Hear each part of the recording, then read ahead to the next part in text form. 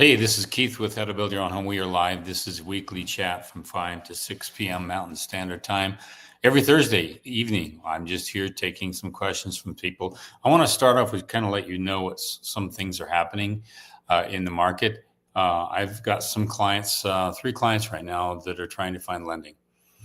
And it's a little more difficult than it was years ago. And even just a year or two ago, interest rates were lower. Banks were a little more liquid. They were offering stuff. But I found out some news that is kind of very challenging. I used to build for the United States Department of Agriculture, and they had a program in their rural development division that offered lending to first-time home buyers, that kind of thing. And it was a really good program. The interest rate could be as low as 1% based upon your income. And it had to be new construction. It couldn't be an existing build, or if it was a remodel, then it had to have a general contractor over the whole thing, overseeing the whole thing.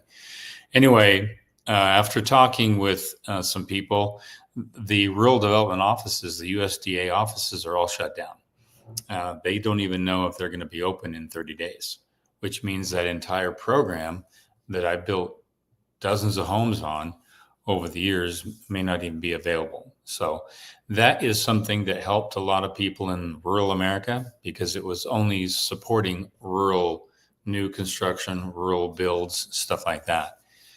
And so as a result, some people are kind of scrambling, trying to figure out what they can do to acquire lending. And lending is going to be the challenge, especially over the next year. They may push that to 25% down payment. They could even push it to 30%. Right now, the average is around 20. But with that program, there was 0 down, as long as it was within a certain price range and a lot of other miscellaneous factors, and you had the right income. So what's going to happen? What's going to offer people the opportunity, the assistance? I just called a lender, a good broker friend of mine. And I asked him, says, Keith, let me look around. I'm gonna reach out to 35 banks that I know about and ask them if there's any other assistance or other programs out there for owner builders. I know of some states like California, there's a specific lender who, because of the size of the state, because of the size of the market, they specifically tailor to owner builders. And if you're in our program, I think it's in the First Steps course, How Do I Get Funding? It's one of those courses, and there's a list of other different providers. And I've put some that I've found over the years: North Carolina, Intermountain West, California, some other options in Texas, places like that. If you find others, send them my way. I'll add them to that list. And I think when we're all helping each other out, trying to find that information, that's going to be very, very invaluable. Anyway, I've seen this become a problem for a long time, and it's really hurts with the down payment issue. And so down payment assistance has really been the Achilles heel in a lot of jurisdictions, not really having a resource for that. So in my state, we have a down payment assistance, and it can be up to $20,000, but it's only for homes that are $450,000 or below. And the problem is that gets to be really hard to match or even secure when you have a larger family or when you have a multifamily, others moving in with you. That price point is a little low, and so you're going to be over that. So what I've done and what I'm doing is I'm launching something in my community. I just want to give you some updates about what I'm trying to do in my community. Is we're launching something called a cooperative. We call it the Dixie Cooperative. There's a image of it on our website, on my website. You can go to dixiecooperative.com, and we're launching something where we actually create a cooperative that is a long game that hopefully will help people with this issue down the road. One of the biggest issues is that people rent and they pay a high dollar amount for rent, but during that period of time, the rent is often more than the mortgage. My wife would even attest to that. A lot of times people are paying a higher rent amount than a mortgage amount, which makes it difficult to save. So because you can't save, you're paying a high amount of rent, then it's really hard to get that down payment assistance. So the program we're trying to launch in our community saves homes from despair one of the biggest signs of cultural collapse is the blighted neighborhoods or the unimproved homes that go into disrepair. And that's the first sign of a cultural collapse. Just look at Detroit. It was bustling. It was the industrial powerhouse of the world. And now you see entire communities literally leveled to the ground. But before they were even leveled to the ground, they became dilapidated and blighted neighborhoods. So in order to stop that, we just go buy homes, hopefully restore them to their highest and best. So we're lifting communities out of being a blighted situation. And then we put renters in them and at a discount. And during the course of renting, there's a savings program built into the entire program where it's a matching savings. So at the end of 2 or 3 years, they could have upwards to 10, 15, even more $1,000 saved in a program that's down payment assistance for a market rate home in that particular area. It's one little stab, but we need to start thinking like this in our communities. We have to take the responsibility on ourselves and not rely upon other entities, government or even private entities, to do that. So the best entity is a cooperative. It's democratically run, democratically owned, locally by people in their own communities. And there's a couple of these models throughout the country, but not one like this. So we're excited to launch that, and we're going to have that open summit next Thursday at our local theater, community theater here in town. So I'm excited about that. So things can happen, good things can happen, and that's what I wanted to reiterate is what's happening in the market. And it's going to put pressure on innovation. It's going to put pressure on people trying to solve problems locally. And the sooner we wrap our head around that, the quicker we can actually start to launch things and take on that responsibility. If you have any thoughts on lending, if you have any other people you have or resources in your particular region, please let us know. We'll write that down and we'll add it to the list of those potential resources for people. And the bigger that list, the more we can help other people. So let's take some questions real quick. Yeah, my wife has some good stuff to add.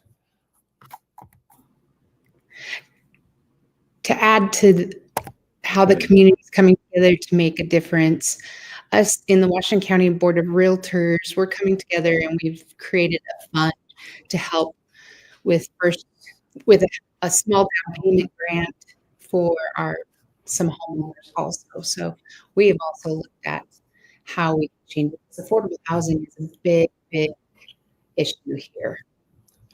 So if you want more information about that, just let me know. If you want to start something like that in your community.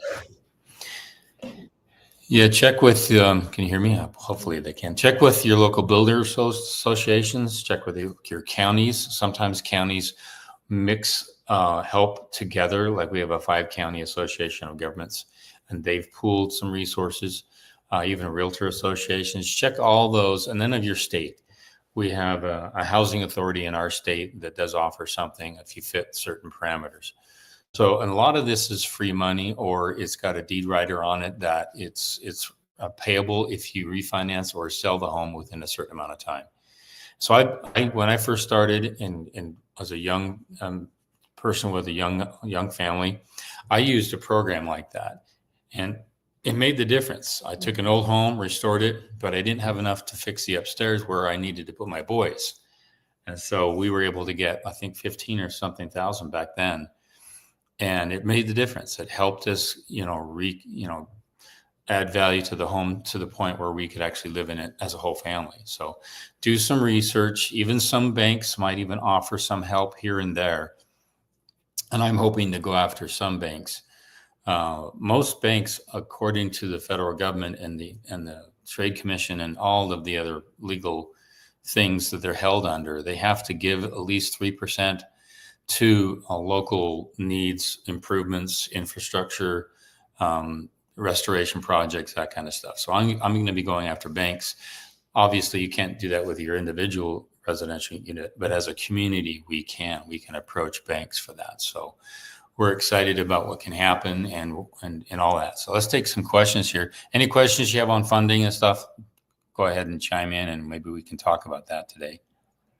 Okay, this is John. Do you see the primer-based polyglass detail on window sills to better waterproof them? If so, how far up the size of the window rough opening do you go? Really good question. You've got a weep hole at the bottom of the window. And so if water gets somewhere near the glass, it's going to come out that weep hole. That's your weakest part on the windowsill. And I can typically go up maybe 6 inches or so along the side, just enough so that the paper can roll over the top of that. So if water lands on the paper, it's going to come down the outside of that paper, and then it's going to hit more paper down below it. But the weak spot is that bottom seal. And I like to have, without explaining too much, imagine the window not installed. You've got an open frame, okay? I like to protect that whole window seal, but I like to have what's called a bitchathane. And I'm not a fan of liquid applied. If you do the liquid applied, it has to go all the way down and it has to meet the foundation. And I've seen people put liquid applied on their window seal, but then they stop like 6 inches down, and you've got open exposed wood. So that's not any good. And if you paper it, wind water can get behind the glass and behind the flashing, it can still destroy that whole wood substrate. So I take that all 6 inches on top of the seal, up the window, and all the way down, maybe 6 or 4 inches or whatever to the sides beyond that, and all the way down to the foundation. That's the most ideal protection. Other than that, coating your entire house with some sort of a polyglass would be great. There's my dog. She's wandering around. But yeah, you don't want to have any exposed wood underneath that. And if you can avoid that, you can really save your home. I watched a video by Matt Reisinger, and he showed that destruction of a window he put in, and he didn't cover up the exposed OSB, and it was one of his worst mistakes he made. And he was open about it and showed everybody, hey, please learn from my mistake.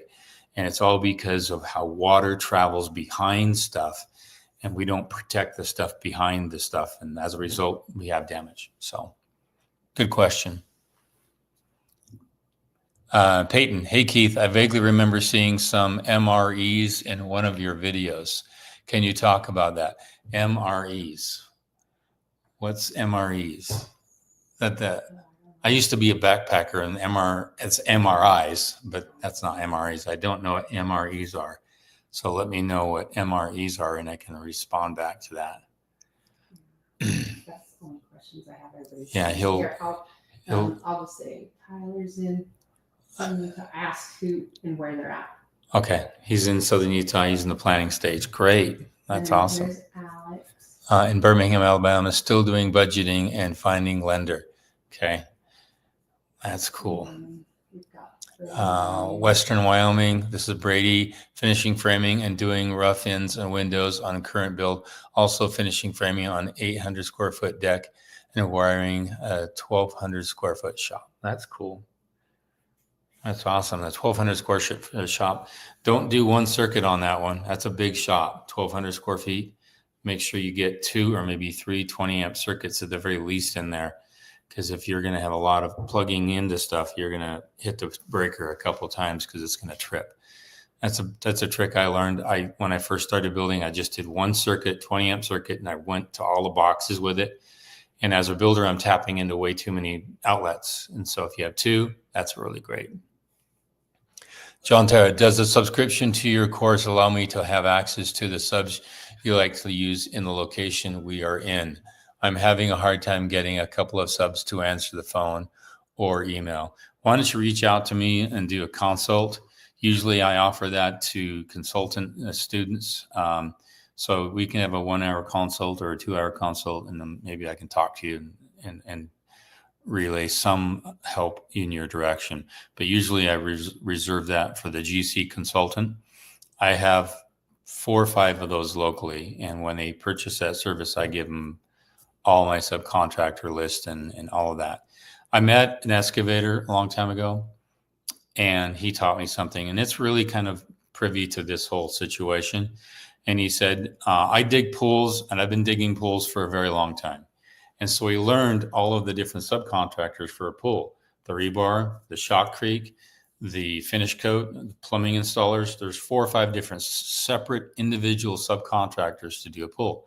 And he used to give them out free. Do you know anyone, all the people that do a pool? And he was giving them out for free, but it took him a long time to find them, to qualify them, and to know how good they are. And so then he said, yeah, I've got them all, but it's going to, I charge $500 for it. So if you give me $500, I'll give you all the best that I know in my community. And I didn't think anything was bad about that. But I'm kind of the same way in my community. And the other reason why is because I have 1 or 2 deep on framing, 1 or 2 deep on concrete. And if they're busy with other people that I don't know, I can't get my work done. So that's why I say, reach out to me and we can work out maybe a consult agreement. And then I can make sure that that it fits with my schedule, fits with your schedule, because I just don't give them out because there's some people that I wouldn't want to put on my subcontractors because they say, Keith, don't ever send me people like that again. Because I never know. I never know what a owner builder is going to be like. I've had clients that have run me so ragged, so stressful, and I bring that home and my wife doesn't like it.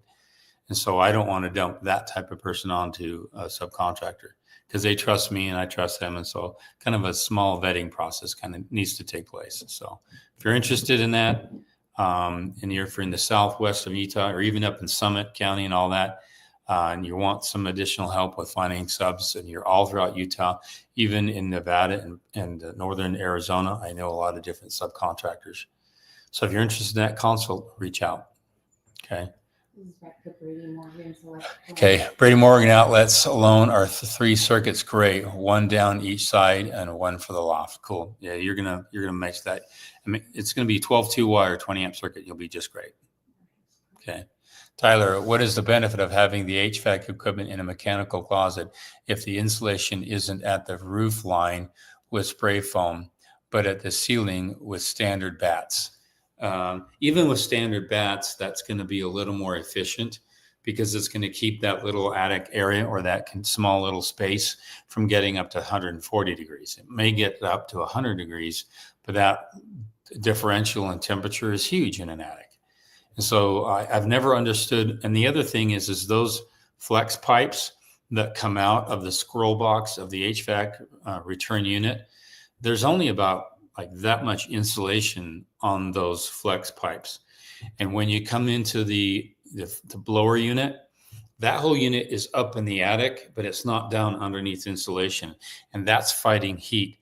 And I have an old Pioneer home up here, and I was running that flex pipe up in the dead space. And the first 30 to 40 seconds that air would blow, it'd be super hot during the summer, just super hot.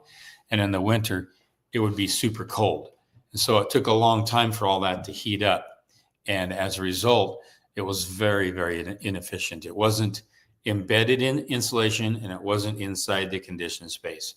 So when I design a home, I bring as much of the mechanical, even the flex pipe, inside conditioned space or underneath a really good 24 inches of insulation in the attic. The more you can do that, the more efficient it's going to be and more comfortable your home's going to be. Okay. Robert, any suggestion on rain gutter for high snow mountain areas? The melting and dripping causes significant ice formation at ground level in some areas around the house. Really, really good question. A couple, 2 comments on that. All right. The worst part is when snow drops from a higher elevation onto a lower elevation, meaning from a higher roof to a lower roof.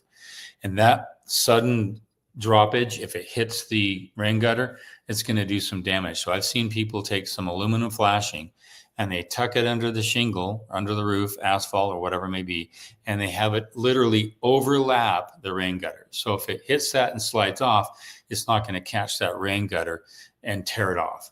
So you can do some protection. Second thing you can do is there's some heating elements you can put on your roof that would actually help melt the snow in that particular area. So as it's sliding down, it's going to melt. Really good rain gutter installers are pretty good at avoiding putting the rain gutter too high up, so it's going to catch the snow as it leaves the roof. They put it just a little bit down. And I love metal roofs. I don't care what size metal roof, but most of them will just slide right off. And I watched it happen on a roof I just did up in the mountain.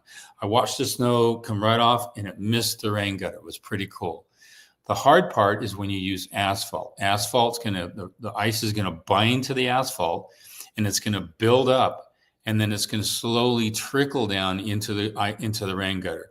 When it starts trickling down into the rain gutter, that's when you have buildup, because the rain gutter is cold.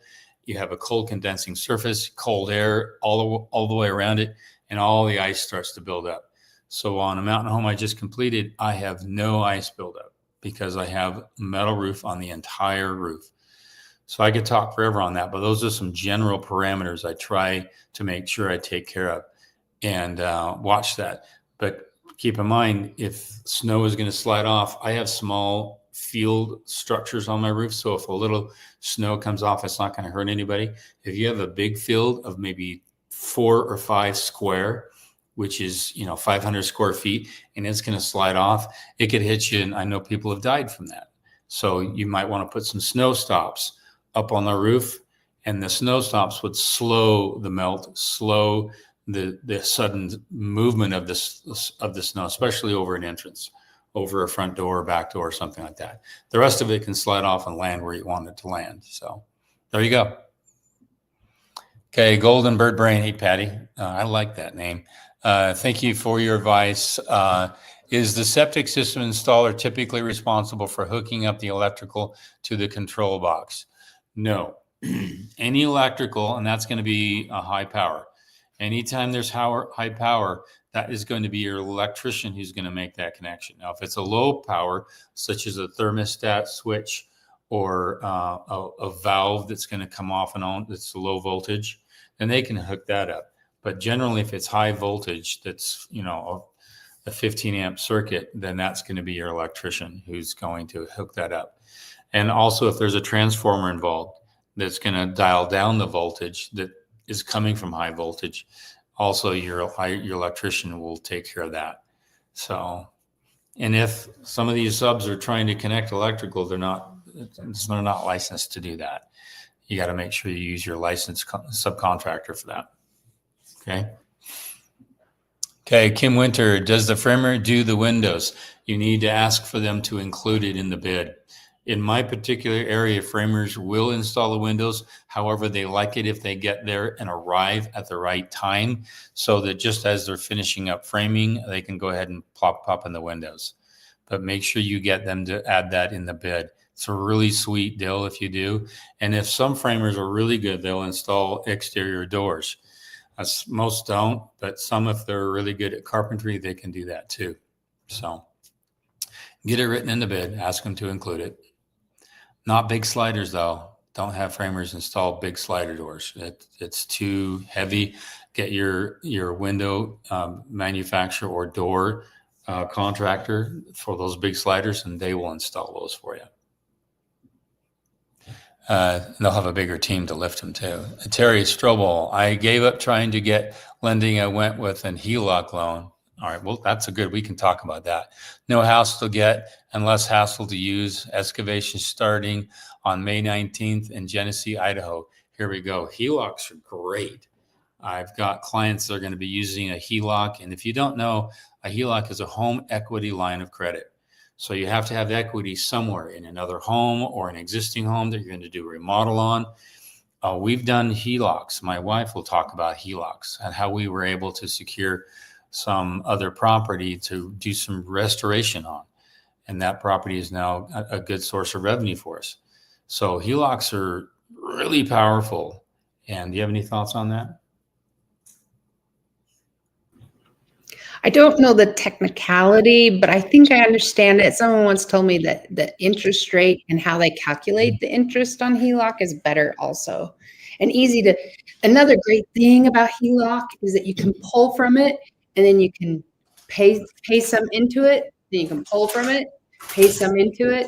Where with just a regular construction loan, you make a draw and they do their thing and then you get paid.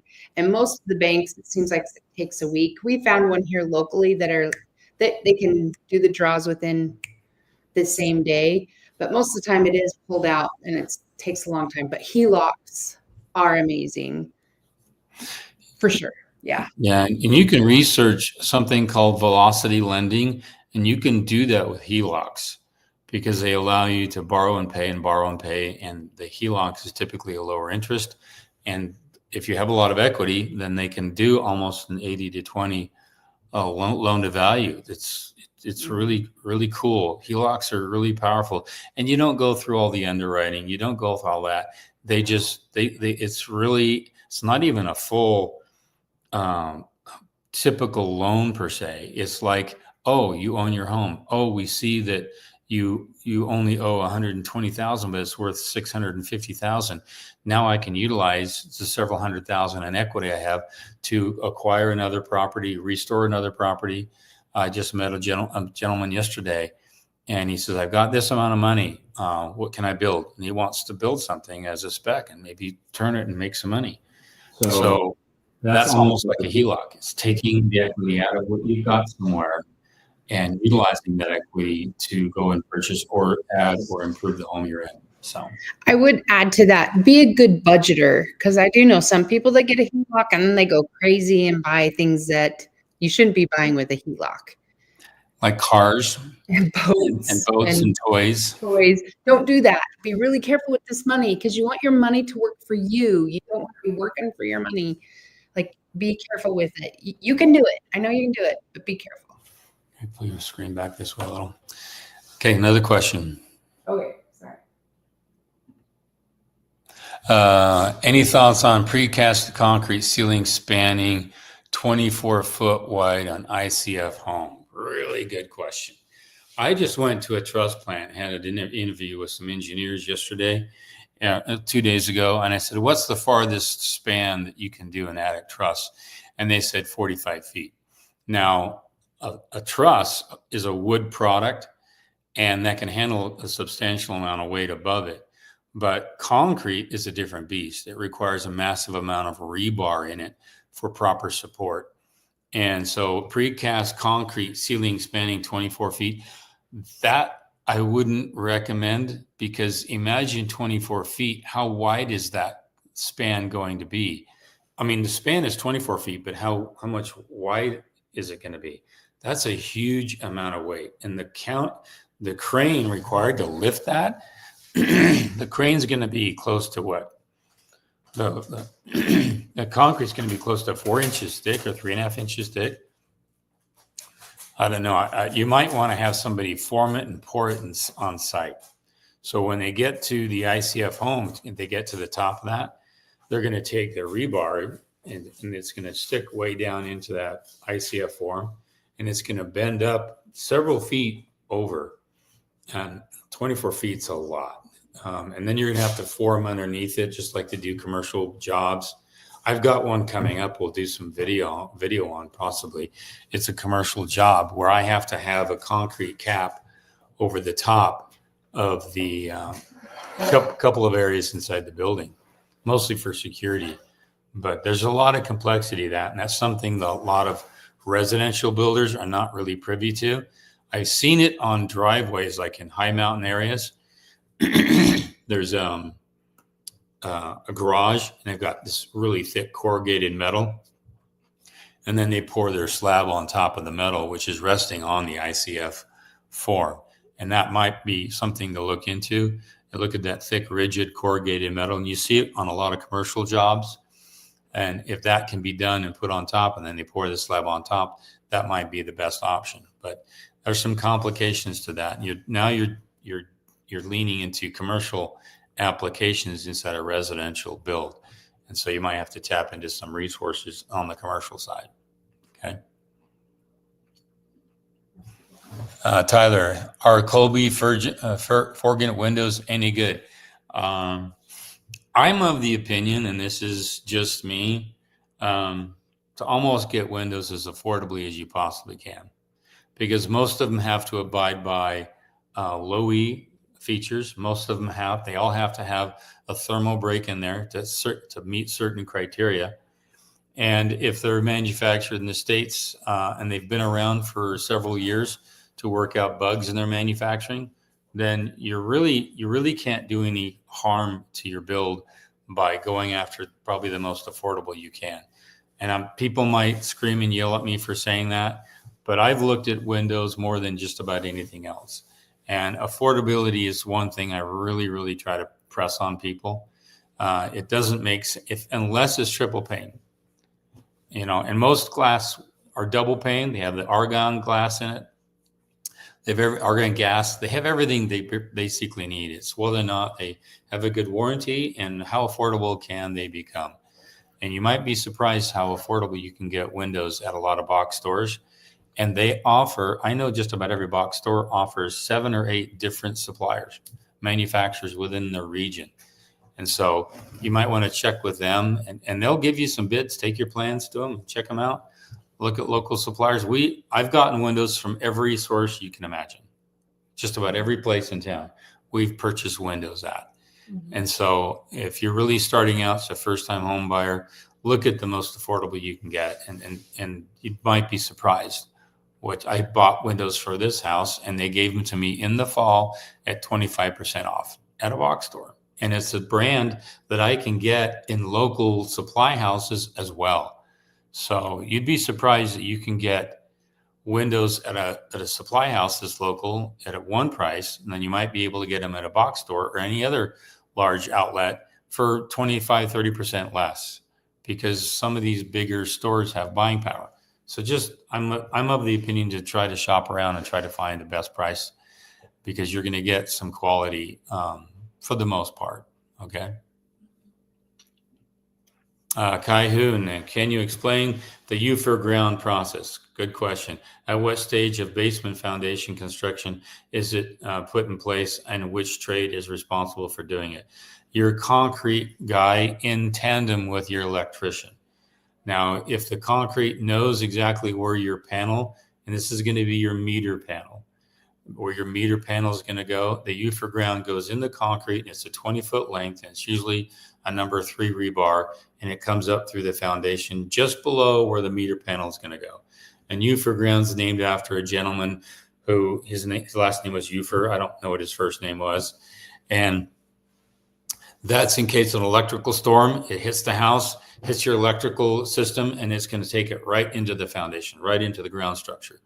And right now, a lot of power companies ask for 2 UFER grounds, one embedded into the foundation, grounded in the foundation, and the other one's 5, 10, 8 feet away from the meter panel. And they have a copper wire with what's called an acorn, and that connects the two. So you have a copper wire, goes to the UFER ground, and you take an acorn and you pinch them on there and screw them on there. That way you have a solid circuit all the way into the foundation. And they want to put that in at the foundation pour. So let's say you're at the footing pour, because they want that UFER ground embedded into the footing, and it's going to be wired together with all the other rebar, and it's going to come up 3 or 4 feet just below your meter panel. So make sure it's put in at the footing pour, not the slab pour. The slab pour could be 4 inches thick on top of the footing pour, and you don't want it. And there've been some video and pictures of an electrical storm coming, hitting that transformer, hitting the mast going up overhead, and it comes right down and it blows up the entire foundation because it didn't go all the way down into the substrate. It didn't get close to the earth, and you want it in that foundation footing. A little over explanation, but I used to install them as an electrician a lot. And the inspector is going to look for that UFER ground. They're going to want to make sure it's tied up and it's not embedded in the dirt. It's right in that whole footing structure, footing foundation. It's part of your rebar inspection. They'll inspect it with the rebar inspection. Okay. Should I order steel based on the plans, or wait until the basement foundation walls are in place to take field measurements and then have it fabricated? Steel for what? Is this steel for walls or steel for supports? Steel columns. Okay, wait till after concrete's poured, and I'll tell you why. Mm-hmm. That floor is going to fluctuate just a little bit. I had a job up north in Winchester, a large community up north, and I had to talk with my concrete. This was John. This is way back then, how far back we go. And I had to have 2 metal supports underneath there. The only way to avoid this mess is to have your posts adjustable. All right. My son-in-law, he loves to do posts that are adjustable so he can fabricate them and then we can adjust them any which way you want. But there's some sort of an aesthetic look that may not be appealing to people. So if you want that perfect accuracy, get your slab poured first with all your spot footings underneath it. There's going to be a spot footing underneath all your metalwork. And then it's going to be an accurate picture. And then they have metal shims that can take up an eighth of an inch, another eighth of an inch to just hit it just perfectly. But I like to have a cleaner look. But if you're busy, you can probably have it fabricated and then the bolts below. Drive around town and look at light fixtures and stop lights. Look at the base of those. A lot of times they come up with bolts and then there's bolts underneath the plate. Then they put the light on top of those bolts and then they level it very carefully. And then the bolts go all the way through and then they put nuts on top of that. And then you have this open gap. That open gap is typically filled with a shrinkless grout. And it's specifically designed for that purpose. And it doesn't shrink or break up. It just packs it all in there. And it looks like it was made that way. That's so you can adjust the height and the level and all that on posts. But when doing steel, always pour and then measure and then fabricate. Yeah. Always in that order. It might delay you. A lot of people don't like to do that because it will delay you possibly a week to 2 weeks, but I would highly recommend it because then you won't be charged with a change order if they have to fabricate it if it doesn't match your plans. Right. So. And you can have like a beam if it's an LVL that needs to be supported. You can put the beam in and have it temporary held by several 2x4s to hold it in place. And that way your metal guy can come and measure it exactly where it needs to be, come in and put in the beam after it's fabricated and remove the supports. So there's ways to speed up the process. But if you do it in the right order and have them measure it right when the supporting structure is in, it's great. Cleaner look. Kai-Hoon, also, is it better to fabricate the steel off-site at the plant or on-site? Off-site.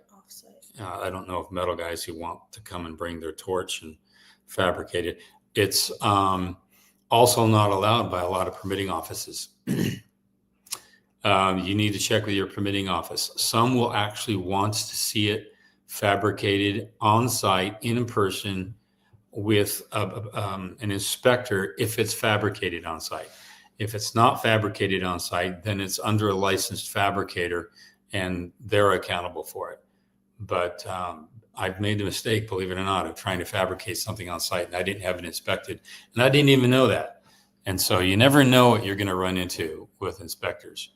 So I try not to have anything fabricated on site, especially metalwork like that.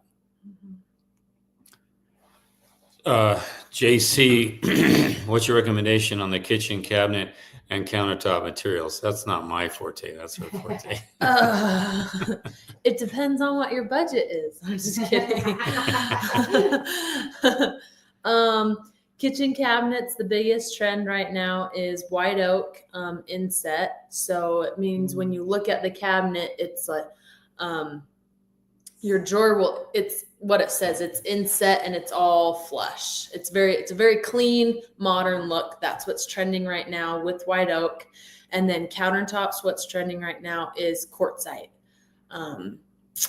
Quartz is it's man-made and it looks similar to quartzite, but it's more affordable. But quartzite is the most trending. It's not as porous, right? They're both porous. Just one's man-made and one's yeah. One has more uniform. And then the quartzite is just more unique. It has a lot more. It's natural. Yeah, it's beautiful. And how well do they take the spill of red wine or red wine vinegar or something like that? We should do a post on that. The countertops that do not handle these stain things. So. Yeah, because I can't remember. I was told like a year ago, but now I can't remember. Yeah, people are taking a lot of methylene blue now, and that stuff stains like there's no tomorrow. Mm. And if you get a little bit on the wrong quartzite or wrong product, and then also, if you do have money in your budget, just a beautiful detail like on your kitchen island is if you miter the edge and you have that thicker profile. It's a it's a nice finishing touch. Yeah. Good question. Mhm. JC, I am debating whether to build a duplex or building a single family house with an attached ADU. Do you have any opinions on one option over the other? I think any house I own should cash flow some. Good Yeah. question. Good question. Good question. I have some thoughts on it, but I'm curious to hear what Kinsey Well, has. if I was in that, I don't know how to do. what would you do? I like the ADU because I personally don't want to live in a townhome. Yeah. I would do the ADU for sure. Good answer. Good answer. And well, I guess it would depend if what your end result is. Are you gonna? Is this gonna be your first? You have just a duplex and they're the same, and you're just gonna live in it, and Yeah, so if you it get was a a low rate, starter, and then you're gonna move on to something else and just keep that as a rental. You can do that. That might be easy, but I would definitely build a home with an attached ADU that you could work with because it's just prettier and and then you can enjoy living there. And the ADU is kind of an accessory. It's not a main dominant feature. Twin homes, I think, people still build them, but nobody wants to live in a twin home. yeah. Okay. Because it looks like a rental, it looks like this, but I believe in the ADU because you can now have a rental revenue source in your home without it being, losing its value as a single family home. And you want to keep it as a single family home because I think that's going to actually merit more value down the road. And I think it's going to show more equity and more resale and all that. Yeah, that's what I was going to say. Resellability. If you had a home with an ADU, Yeah. It opens way up to a lot more than just a duplex. But I haven't really run the numbers either of what. But I like the idea comment that every home should have some revenue. Yes, amen. I really like that. So we're living in one right now. So, okay, next question. Is that Carrie? I'll let you read that one. No, you got it. You got it. Okay. Carrie, does $29,000 for demo seem high? I'm doing a full gut remodel with all new trusses, new plumbing, and new electrical. 29. What's your square footage? Yeah. Of your demo. What's your square footage? Because depending on that, And I just say for example, He's in Boulder, Colorado. 3,000 square feet. 3,000 square feet. If it was around 3,000. 2,200 square feet. 2,200. Is Full there any- gut remodel. What's 29. So are they with all new trusses? that's tearing off a roof, and so you might. I don't think that doesn't seem too high. In My only question is, a roofing company can pull that roof off entirely in 2 days. Okay, and so if they were going to bid a new roof and resheet it, find out how much it would take for them to pull it off, and then somebody come in and demo the rest. It's the roof that's the big question, and all the insulation. That's the messiest part. And then the second messiest is all the drywall inside, and then all the insulation down below. Yeah. To me, if it was a smaller home, that does seem a little high, but I'm not quite sure. Boulder could be a higher build area. I happen to know that. How old the home is, what's the insulation inside it. Hopefully there's no asbestos or metal paint or iron or lead-based paint. So some of these things could be pushing it to a little higher level. So I don't know. And then also your dump fees. Mm-hmm. So when a demo company comes in, they're going to bid out the full demo, and then they're going to charge you the dump fees, but they're probably going to charge you a 10% or 15% overage on having it hauled off. And so here's something where you can negotiate. So I tell you what, I will have a 16-yard dumpster there. And how many times do you think we'll need to empty it? All 3 times? Okay, I will handle that if you come and handle all the labor to remove it. So you need to find out what's really included in it and what's not included in it. And maybe you can pull some things out of that and you manage it yourself without any overcharge. So I would like to know the square footage on that one. Okay, next one. 2,200 square feet, he said. 2,200 square feet? 2,200 square feet. That's kind of small. Is it single level or second level? We should have asked that one. Oh, well, I mean, I don't think it's that high to demo everything, electrical, plumbing, and the trusses. Get 2 But more bids. Just get another bid. Get another bid. Yeah, I have a little bit of a scratch on my head on that one. I can't say it's good. I want to see some other bids. Like in the past 3 hours today, I've got a bid on something. I won't mention what it was, but one bid came in at 77,000. One came in at 57,000. Okay. That says a lot. That's a big difference. What's the difference on that? 20. 20 grand. Okay. Sorry. I don't know my numbers. These ladies in the numbers faster than I do. So that's a huge difference. And so if you get another bid, you might see a difference that will help you see where the ballpark is. Was that our Okay. roofer? Nope. Oh. No, no, somebody else. Okay. BM, what does that say? I'll let you read that. My glasses. B on. Mills building a home in is that Colorado Yeah. at 8,000 feet. Do you foresee any issues using a wooden front door on a south-facing house? Don't do it. Don't do it. Don't. It's going to have problems no matter what. First of all, you're at 8,000 feet, so you're going to have super, super freezing in the summer. And then during the summer, you can still get some hot hitting that You door. said super freezing in the summer. No, super freezing in the winter. Okay. Sorry. It's been a long day. It's been a long day. Break. It's okay. I got sun on the brain today. It's okay. I've never had luck with doors. However, I did do a high-end custom door. It was facing south, but they had a nice portico over the front porch that covered it. And so the sun only hits the bottom 2 feet of the door. If your sun is going to hit full exposure on the door, you're going to have weathering. It can split. I never know what kind of wood you're going to use. If it's oak, it's going to split. If it's a lot of bad stuff can happen. I'd go with a full metal iron door. You're never going to have any problems.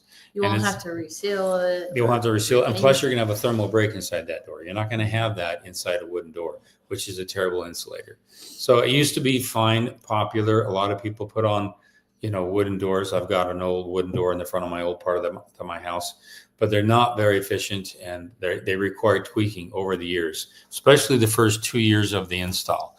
After they're in there, you're going to be seeing some, oh man, I got a gap up there. Can we tweak the hinges to get it straight again? But if just a lot of factors, and if you're going to hit sun directly on it, at least 3 to 4 feet up on that door, you're going to face some issues over time. So I'm not a fan of them. I used to be, but now with iron doors, the way they are manufactured, it's pretty Metal slick. doors are gorgeous too. They're gorgeous. There's a lot of beautiful options. That's a new trend. That's a good trend. That's a good trend. Okay, next question. There's lots of comments every time I have a conversation. Oh. Somebody something about cabinets, anything but particle board. Yeah, anything but particle board for Yeah. cabinets. Oh, and what else do you like? The dove. I love dovetails on the drawers. drawers. It's a little solid door. On one of these days, we're going to redo our cabinets because they just, and you really want to find a lot of what's happened with a lot of cabinet makers is they go to larger metropolitan areas like Vegas, which is an hour and a half from us, and they buy drawers manufactured down there cheap. And they're just stapled together. And some of them are not even glued. And because they're not even glued, they're just terrible. And so I always look at, when you look at home models, guess what guys do? They look inside the garage. It's one of the first things they do. They look inside the garage to see how big it is. Okay. And then they open the drawers inside the cabinets and they look at the side. Oh, okay. That's crappy. That's what guys look at, And so women look at the whole kitchen and the bathrooms and stuff. Guys look at two things. And it's the two things they look at to see the quality of the home. And so look around, shop around, and you'll find some good stuff out there. Some good guys who will make some quality materials. Mm-hmm. So back to the 2,200 square foot, he says it's a single level 1950s. Okay, you'll have some lead-based paint in there, and that could be an issue. And you could also have some asbestos in there. It's a young enough, old enough home where that might be a case. I'm not a fan of, oh no, asbestos. I think a lot of people made it more than it is to be. If you're properly protected, you should be fine. But check into that. And that's probably why it might be a little on the higher side as far as I'm concerned. That's a small home, single level. You're only going to be up 9 feet max. maybe 10 feet in some areas. Mhm. And so to me, if it's like a rambler or ranch home, that's the simplest design there is in the world. And the trusses on that, and if there's no dormers and no upstairs, that's just an easy swap out. So I'm just thinking it's a little on the high side. My gut feeling is. So, and that demo that I just did a couple months, well, probably like 6 months ago, it was 4,000 square feet, and we tore out all the flooring, cabinets, and wallpaper, and partial drywall, and it was only 10,000. Only It was 10,000. 10,000 Okay. for just the flooring, Mhm. just the flooring and cabinets, and I still had to do all the dumpster and everything. Yeah. So, like, to me, 29,000 seems good because that's all your drywall and electrical, plumbing, and flooring, cabinets. What I don't know. Some of the electrical can stay in there, and they're just going to run new electrical side by side it. Yeah. So I've done that before. And most of them, if they do take out the electrical, they're going to take that and recycle it. And you'd be amazed how much money you can make on recycled electrical wire. Mhm. So keep that in mind. They're going to pocket that. And I've done roofs and I've done electrical, and I've gotten several $100s just on a truckload of recycled material. Mhm. So you can say, hey, leave that here, and you can negotiate these things. The more you know, the better off you are with your pricing. So good question. Okay, next one. Praise Jesus. I like that. Does 20K labor cost seem high to hang sheetrock in 2170 square foot house? 8,500 for materials. 20,000 for Labor. labor. Yes. Oh, so it's 28,000 for a 20. Yeah, that's high. That's high. She's smart. That's She picked high. up on that real quick. Yeah, That it's is just high. for It's 21. It's level 3. Level 3 is not hard at all to Yeah, match. that's like standard. That's more than 50% of the material costs. Yeah. And so it's almost double that, more than that. And typically on some labor, now granted that sheetrock has several different crews, one to hang, one to tape and texture and sand, and then tape and texture 2 or 3 times until they get it where it needs to be. But that seems kind of high. You want to get 2 extra bids on that one. I Praise think Jesus. it should be closer to. 17. I was gonna say 15. 15 to I think it should be 17 closer to should be in that for range. material and labor. Yeah. 15 to 17. Yeah. And sheetrock is manufactured in the States, so it shouldn't have any tariffs on it. I know there's sheetrock from China. It's really bad stuff. Want to avoid it, and I don't want to go into the details on that. But most gypsum plants are here in the United States, and they manufacture it here. So that's a little on the high side. So Mhm. She was just saying that. okay, I used this guy before and does good work, but his labor costs jumped up in the last 4 years. Yeah, that's really high. He's Mhm. probably getting a lot of work. And here's what I've noticed. Yeah. We had some subcontractors, we won't mention their names or the subcontractor that they are, but they were increasing their prices, and we were just kind of friends with them, and things went merry along. And then I have a networking group I belong to, and I had a painter come in and he says, yeah, let me bid something. And he bid it out. I couldn't believe the price, and I couldn't believe the quality, and I couldn't believe the communication. I couldn't believe all these great pluses. Mhm. And so I left the other one. The other one called this morning, by the way, looking for work. And so, But sometimes people will, if they don't technically want to take the job too, they'll just give you a high number and like, oh, if they take it, Right. we'll do it. But so that's why it is always good to do 2 bids. And sometimes I see our subs doing that, and it's like, this is starting to creep up. I need to get a second bid. right. I need to keep them competitive as well. That's Mhm. like part of my job, Mhm. because they'll ask me, hey, how's our numbers looking? I was like, well, because you want to keep, you want to be friends, but you want to keep their prices competitive with everyone else that's local. So Right. And I, just as a sidebar, I had a client, there are 2 subcontractors. I said, please bid your plan per plan. meaning don't say I'll do this and this and this. At the end of it, make sure you say per plan. And he did that. One didn't do that. So we got to talk about these two bids. Mhm. And so because when they say per plan, that means they're held accountable to everything that's in the plan, right? But if they just say, I'll do this and this and that and install for this job, and they don't say per plan, then it's harder to hold them accountable to that. Mhm. And so there's some things you want to make sure that they put inside the bid. And when I get a bid that's texted versus a bid that's got a formal spreadsheet to it, that's also some red flags. We've talked about that before, but there's good things to consider there. Mhm. We'll take the next question. Yeah. Okay, So we're done early. Hey, we finished it earlier. Couple things to think about. Again, I'm asking if you have any good lenders, share them with us. If you have any questions, you can message the instructor on the website, and then I will get that. I will print that up, and then I will put it in our chat. So if you're not able to listen to the chat, I will get that message on our website at How to Build Your Own Home. And there's a form that says message the instructor. You can actually submit your questions. I will get them, I'll print them up, and then I can answer them here, even if you can't be here, and you just listen for it, and I'll mention your username. And then because of that, you'll be able to listen. And a lot of people are doing that. I had one question, I forgot to print it up, but I'll remember it next week.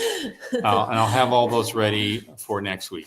So remember that, and take the First Steps course. If you haven't done that already, it's phenomenal. It points you in the right direction.